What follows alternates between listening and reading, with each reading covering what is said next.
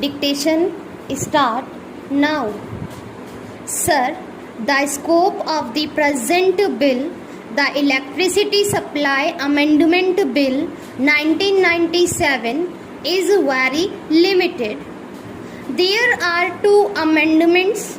The main point is that through the present amending bill, the sum of rupees 1 crore fixed 1997 for some small scheme is being raised to rupees 5 crores. Even this amount of 5 crores seems to be very small, and I do not think that there will be any difference between 1 crore and 5 crores these days.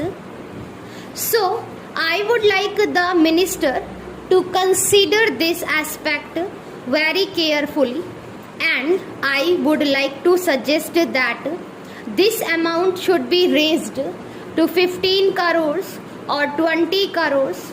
I think it is the minimum, and I think that would be a reasonable thing. I do not think the present bill is comprehensive enough. I want that a comprehensive bill should be brought forward so that the country could make progress in this field. After all, the aim is to see that electricity generation is adequate and its distribution or supply is proper, and the country goes forward by bringing this piecemeal legislation. I do not think that we are fulfilling or doing justice to anyone. Secondly, the generating companies are authorized to go in for such schemes without obtaining the concurrence of the Central Electricity Authority. Of course, this provision giving more power to state electricity boards is very welcome. I welcome this proposal by the minister, but at the same time, I have to draw his attention to 2 or 3 problems facing the country at present. The main thing is that the most of the projects which are still pending are not complicated. There is a long delay in the completion of some of the important projects. The Public Account Committee, you might have gone through their report, said that there are certain projects which have taken 20 to 30 years to complete, whereas they should have completed in 5 to 10 years. Also, prices have gone up by 50 to 100% in some cases. So, this is the state of affairs. I do not know how we are going to progress at such speed, and I would like to point out that the delay in this regard should be taken seriously, and these projects which are essential to the progress of the country should be completed in time without further delay.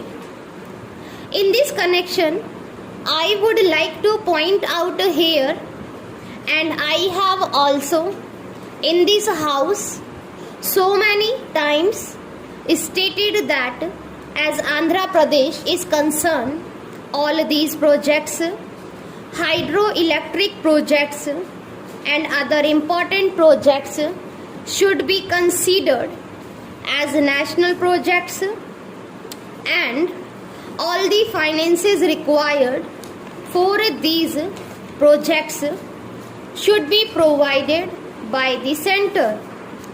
They should not simply depend upon the states for their completion. The Planning Commission and the concerned authorities should see to it that all these projects should be completed on time and no financial excuse should be given. The finance minister is here. Sometimes it is said, for example, that to the railway department, the finance minister is not granting finance and therefore we are not going ahead with some schemes. In the same way, the hydroelectricity projects which are still pending completion should not be held up due to financial difficulties.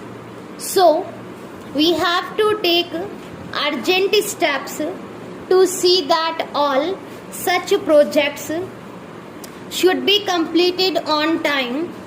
So far as Andhra Pradesh is concerned, there are many important projects which need immediate attention. For example, we have drawn the attention of the central government on more than one occasion to the fact that the hydroelectricity cum irrigation project is there. These representatives of Andhra Pradesh, Karnataka and Madhya Pradesh, the central government has not given permission. So far nothing has been done. So, due to the non-sanction by the central government has not, the project is being held up. No meeting has been held so far. So, I want that the central government and the minister should take immediate steps to see that this is sanctioned immediately. Another important hydroelectric projects in Andhra Pradesh is pending. We have drawn the attention of the central government to this on more than one occasion. No steps have been taken in this regard. Of course, different states have put forth their demands for setting up nuclear hydroelectric projects in their areas. There was one committee known as the Setna Committee set up by central government. This committee has inspected several sites in different states, especially in southern states, and this committee has also gone to Andhra Pradesh and inspected thoroughly the Naga Arjun Sagar area.